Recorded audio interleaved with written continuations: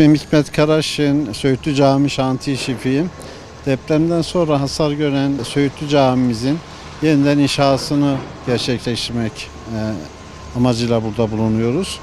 Cami başlarken mevcut İnönü Caddesi'ndeki kodlar, Fuzuli Caddesi'ndeki yol kodları baz alınarak inşa edilmiş. Ancak Saray Mahallesi'nin arka kısımlarında şu karşıda gördüğünüz binaları inşa eden Kuzu grubu maalesef ki bu yol kodlarını baz alarak inşaat çalışmalarını devam ettirmemiş. Yol kodlarından 1,5 metreden fazla yüksek yaparak su basman kodlarını yoldan yüksek olduğu için tekrardan buraları doldurmak durumunda kaldılar. Bu kısımları doldurunca camimiz çukurda kalıyor. Biz buna karşı çıkıyoruz. Bu yanlışla ilgili 12 tane sivil toplum örgütüyle görüştük. Belediyeyle görüştük. Aynı zamanda Müftü Bey'le görüştük. Hiç bunun doğru olduğunu söyleyen yok. Herkes karşı çıkıyor. Ancak Kuzu grubu bu kodu uygulamakta direniyor. Kendileriyle de görüştük. Milletvekilimiz Sayın Bülent Tüfekçi ile de görüştük. İnşallah çözüleceğini umuyoruz. Cami açısından projemizde, mimari projemizde taviz vermemiz gereken noktalar oldu. Bakın şu 60 santim teras olan bölgeyi yükseltmek zorunda kaldık. 300 metrekare caminin batısında ve doğusunda bulunan terasları 60 santim kaldırmak zorunda kaldık. Aynı zamanda Kuzu grubu da şuradaki dükkanları da düşük yaptığı için onlar da tekrar içini doldurarak yükseltmek zorunda kaldı.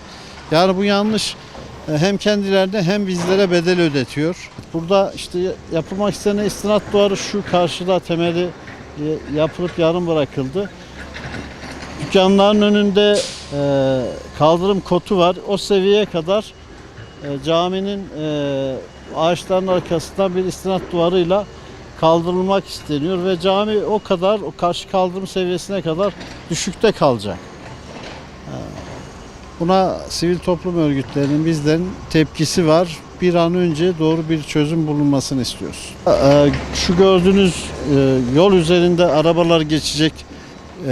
Camide namaz kılınan alanın yaklaşık 1 metrenin üstünde bir seviyede araçlar geçeceği için hem ses hem gürültü hem egzoz camide insanları rahatsız edecek. 20 tane dükkanın girişini düz ayak yapabilmek için yaptıklarını söylüyorlar. Kaldırımdan da düz ayak girilebiliyor. Kolay yol varken zor olan yolu cami sıkıntıya sokma yolu tercih ediliyor. Bundan vazgeçilmesini talep ediyoruz.